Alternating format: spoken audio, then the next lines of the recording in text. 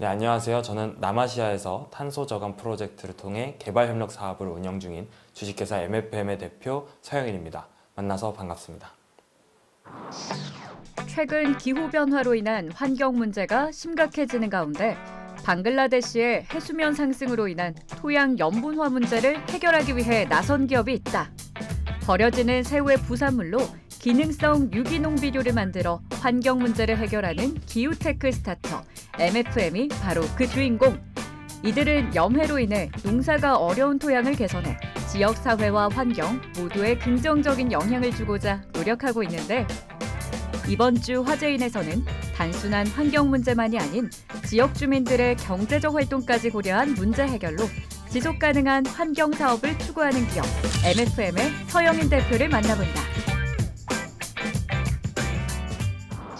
MFM이 우선 1차적으로 지향하고 있는 미션은 탄소 저감 프로젝트를 토대로 해서 기후 위기에 취약하신 분들, 취약계층 분들에게 이 기후에 적응할 수 있는 솔루션과 동시에 기후 위기를 완화하는 데 기여하실 수 있도록 하는 다양한 개발 협력 사업을 운영 중에 있습니다.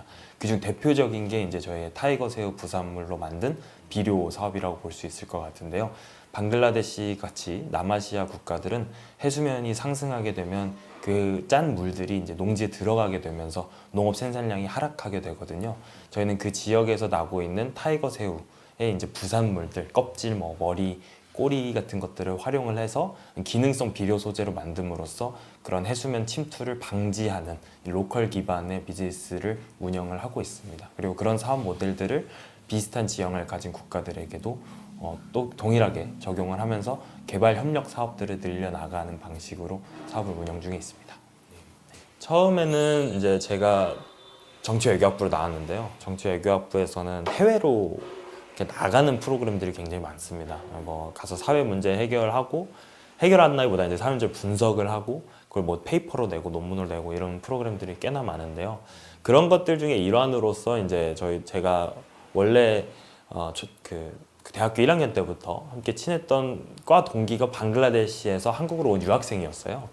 그래서 그 친구랑 함께 이제 방글라데시로 우연찮게 봉사활동차 가는 프로그램에 이제 합격을 하게 돼서 그런 식으로 한번 갔었는데 거기에서 이제 처음으로 이 새우 껍질이라든지 그 해수면 상승이라든지 그런 지역만의 고유의 문제를 보게 됐던 거죠. 근데 이제 단순히 봉사활동 내지는 연구활동으로 끝내는 게 아니고 사업으로서 연계해보면 어떨까라는 생각에 처음 사업을 하게 돼서 방글라데시는 어떻게 보면 저희한테 하나의 동기이자 첫 출발점이었다고 볼 수 있겠죠. 네. 우선은 방글라데시 분들은 사실 저희를 굉장히 좋아하시긴 하세요. 예. 근데 사실 입장을 바꿔 생각을 해본다 하더라도 그 되게 시골 지역까지 어떻게 보면 외지인이 또 어린 외지인이 이제 와가지고 사회 문제를 해결해보고 싶다라고 하는 의지를 밝히는 것만으로도 충분히 뭐 되게 좋아하셨을 거란 생각이 들지만 한편으로는 그분들 입장에서도 이런 프로젝트나 이런 뭐 기여도가 일시적으로 끝나진 않을지에 대한 우려 같은 게 있으셨다고 생각을 해요. 그런 것들은 이제 간접적으로나마 느낄 수 있었고 물론 내색을 하시진 않으셨지만 실제로 방글라데시 같은 경우에는 그런 류의 봉사 활동이 가장 많이 이루어지는 곳이기도 하니까요. 그래서 저희도 그런 거를 좀 타파해보고 싶다라는 의지가 1차적으로 굉장히 컸던 게 사실이고요. 한국에서는 사실은 이제 처음에는 저희가 뭘 하는지를 제대로 이해를 못 하시는 분들이 훨씬 많으셨고요. 방글라데시라는 나라가 사실 되게 생경한 나라이기도 하다 보니까 정말 하고 있는 건지 내지는 그걸 왜 하는 건지 그리고 그걸 저희 같은 나이대의 친구들이 하는 게 맞는 건지에 대해서 굉장히 의문을 많이 제기를 하셨었고 특히 이제 뭐 저를 아껴주시는 분들이 더 반대를 하셨죠. 예, 왜냐면 위험하다고 생각이 들 수도 있고 내지는 이게 정말 지속 가능한 사업이 될 수 있을지에 대한 의구심도 많이 있었던 걸로 기억을 하고 있습니다. 물론 지금은 이제 다들 조금씩은 인정을 해주시고 계시지만 다들 이제 수리남 같이 그 영화 수리남처럼 뭔가 그런 좀 생뚱맞은 사업을 하려고 하는 게 아닌가라는 생각을 많이 하셨던 것 같아요. 네. 일반적으로 우리가 비료라고 생각을 하면 크게 화학 비료랑 유기농 비료로 나뉘어지게 되는데요. 저희가 만들려고 하는 건 이제 유기농 비료라고 보실 수 있습니다. 새우 껍질이 기본적으로 유기농 비료의 소재가 되기는 하지만 대부분 화학적으로 생화학적으로 추출 과정을 거치면서 일종의 원예 농업을 위한 좀 고부가 가치 그 과체류를 시비하는 방식으로 쓰이고 있기는 한데요. 저희는 이제 그거를 물리적인 가공을 토대로, 그러니까 열분해라고 하는 공정을 토대로 해서 기능성을 가미하되 또 그렇게까지 비싸진 않게 만드는 방식으로 진행을 하고 있습니다. 동시에 이제 그게 가장 효과적인 부분은 크게 두 가지인데요. 첫 번째는 적극적인 탄소 감축 수단이 됩니다.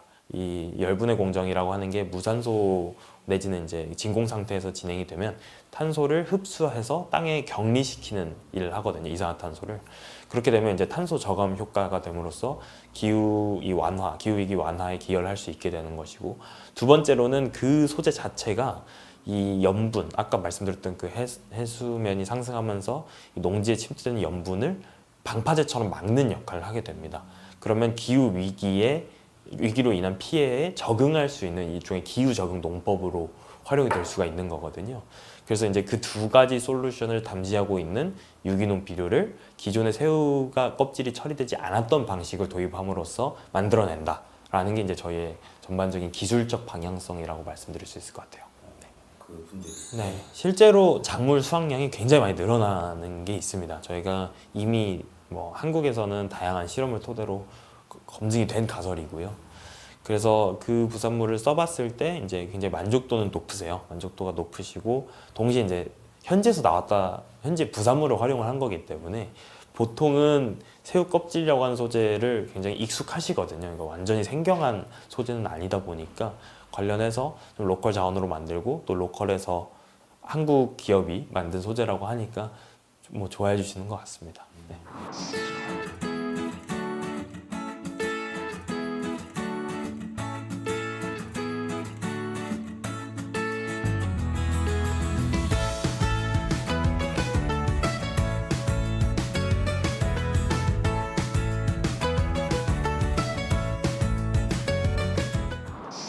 아까 말씀드렸던 것처럼 그 문제를 해결해 나가는 과정 자체가 굉장히 재밌다고 느끼는 편이에요. 그래서 사실 해외여행 가는 것도 원래 좋아했었고요. 그래서 여행은 아니지만 이렇게 해외 나가서 제가 알지 못하는 세상에서 하나하나 문제를 풀어가 보는 그 재미가 순수한 원동력이 되고 있는 측면이 있고요.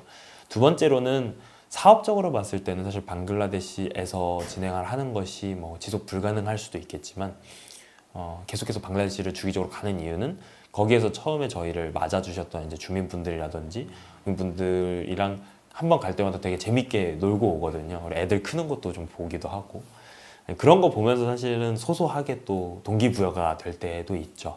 그래서 사업을 계속해서 하는 이유는 정말 재미나 내지는 이게 좋은 학습의 기회라고 생각이 되는 측면도 있지만 두 번째로는 이제 저희가 그런 사업을 하면서 만나고 있는 글로벌한 네트워크들이 주는 동기부여도 분명히 있다. 이렇게 정리할 수 있을 것 같습니다. 저희는 우선 아까 말씀드렸듯이 기후 위기에 기여를 상대적으로 덜 했던 사람들이 기후 위기에 가장 큰 피해를 받는 아이러니를 해결한다가 이제 저희의 핵심적인 소셜 미션이라고 볼 수 있을 것 같아요. 정말 아이러니한 거는 그 방글라데시의 현재 해안 농경지라고 하죠. 그 해수면 근방에 있으신 분들은 아직도 굉장히 원시적인 삶의 방식을 유지하고 계시거든요. 근데 이제 그런 분들이 우리나라는 사실은 그 기후 변화에 대한 피해라고 생각을 해보면 최근에 갑자기 봄인데 눈 왔다라든지 이런 것들에 불과한 반면에 그분들은 그 땅에서 소금이 올라오는 게 보이거든요. 그러니까 저희도 가끔 가면 땅에 이렇게 소금들이 맺혀 있어요. 그냥 농경지임에도 불구하고 그런 직접적인 피해를 해소를 함으로써 그분들이 기후 위기에 적응할 수 있는 기회도 제공을 하면서 동시에 기후 위기를 이제 완화할 수 있는 내지는 해수면 상승이라든지 이런 것들을 좀 적극적인 탄소 감축 방향성을 토대로 해서 해결할 수 있도록 도와드리는 것이 저희가 추구하는 방향성이자 목표다라고 볼 수 있습니다. 네. 지금 일단 진행을 하고 있는 나라 중에 방글라데시는 어떻게 보면 순수히 저희랑 월드비전이랑 그 다음에 현재 있는 NGO 와다라고 하는 NGO인데요. NGO랑 이 쿨나 지자체 이렇게 해서 클러스터를 만들어서 진행을 하고 있고요. 인도 같은 경우에는 이번 연도에 새로 들어가는 신사업입니다. 거기에 이제 저희가 코이카랑 이번에 혁신적 기술 솔루션이라고 해서 코이카가 본인들의 인증 마크와 그 다음에 네트워크 그리고 사업 자금 같은 것을 통으로 지원을 해주는 프로그램 저희가 선정이 됐어요. 그걸 토대로 이번에 인도 서ben갈주에서 탄소 적극적으로 감축하는 이제 표준 기구들이랑 함께 들어가서 현재 이제 유나이티드 웨이라고 하는 미국 기반 NGO인데 콜카타 지부가 있는 기관이랑 함께 또 협력을 하는 모델을 구축을 해서 진입을 하는 게 확정이 최근에 됐고요. 베트남 같은 경우에는 이제 조금 더 해양 쪽에 관심을 두려고 하고 있어요. 그래서 까마우랑 메콩델타 지역 같은 지역들이 저희가 쉽게 말해서는 그 새우도 많이 나오고 동시에 이제 벼라든지 쌀도 많이 나오는 그런 대표적인 지역인데요. 베트남 끄트머리에 있는 지역인데요. 그 지역에서 현지에 있는 농업 트레이더들, 그러니까 베트남에서 지금 현재 메콩델타가 유기농 전환을 2030년까지 무조건 하겠다라는 걸 선언을 한 상황이거든요. 그래서 다양한 프로젝트들이 만들어지고 있는데 저희도 이제 그 중에 하나가 돼서 이 현지 농업 트레이더랑 현지 투자 기관들 그리고 현지 정부 그리고 현지에 있는 NGO들 뿐만 아니라 이제 인도에서 만들었던 다양한 네트워크들을 이제 그쪽으로 데리고 와서 거기에서도 이제 비슷한 사업을 해보려고 하고 있습니다. 네, 저희는 이제 아무래도 세 개 나라를 관리를 하려고 하다 보니까 제 개인적인 뭐 역량도 그렇고 전반적으로 시간이나 비용 측면에서 비효율성이 발생을 하고 있어요. 그래서 그런 비효율성을 좀 줄이고자 각자 국가에서 자신들이 자생할 수 있는 모델을 구축하는 것을 1차적인 목표이자 올해의 목표로 두고 있고요. 국가를 확장하는 것까지는 사실 아직은 좀 보고 있지는 않습니다만은 그 외에도 저희는 좀 일부러 시간을 써서라도 다른 국가들을 한 번씩은 방문을 해보는 걸 목표로 해보고 있어요. 왜냐면 방글라데시를 처음 갔을 때 그런 기회가 있는 줄 모르고 갔는데 나왔듯이 그런 우연찮은 기회를 토대로 해서 분명히 이 부근, 적도 부근에 있는 국가들은 비슷한 니즈를 갖고 있을 가능성이 높기 때문에 조금 시간을 써서라도 다른 국가들에서 좋은 기회들도 탐색을 한번 해보려고 하고 있습니다. 사실은 최종 목표라고 함은 저는 개인적으로 그렇게 생각을 해요.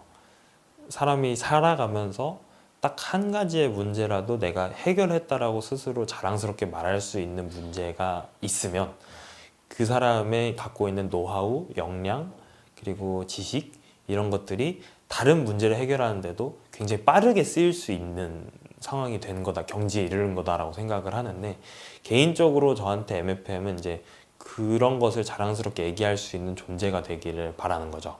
그래서 적어도 MFM을 설립을 했을 때에 설정했던 문제가 아니더라도 그것을 이끌어 나가는 과정과 그리고 문제를 해결해 나가는 과정에서 한 가지 문제만큼은 내가 정말 제대로 해결했구나, 그리고 실질적으로 도움을 받은 사람들이 있고 또 이로 인해서 하나의 새로운 생태계가 탄생을 했구나 라는 거를 자랑스럽게 홍보를 할 수 있는, 그리고 얘기를 할 수 있는 그런 회사가 되길 바라고 저 스스로도 그런 회사의 대표자가 되기를 바라고 있는 거죠. 그래서 한 가지 문제라도 제대로 해결한 회사, 그렇게 목표를 설정을 하고 있습니다. 네.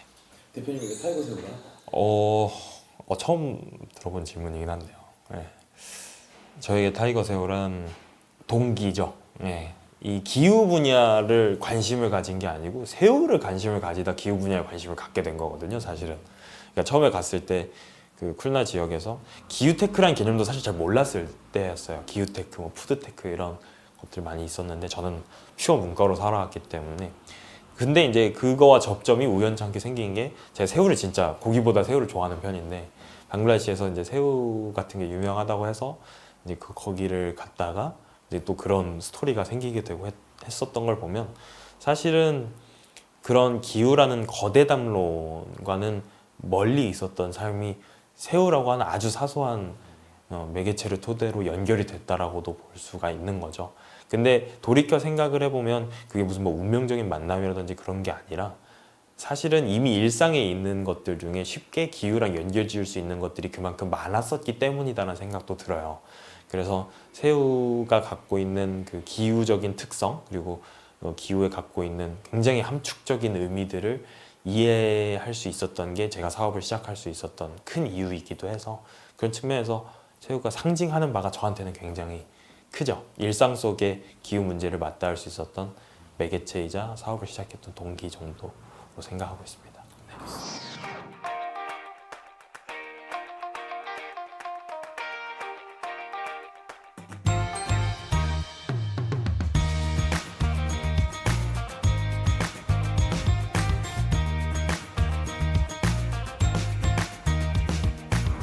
네, 기후 위기는 태생적으로 글로벌 사업이 될 수밖에 없다라고 생각을 합니다. 그래서 기후테크 스타트업은 무조건 글로벌 스타트업이 돼야 된다는 생각을 하고 있는데요. 지켜봐 주시고 또 응원해 주시면 감사하겠습니다. 주식회사 MFM 대표 서영인이었습니다. 감사합니다.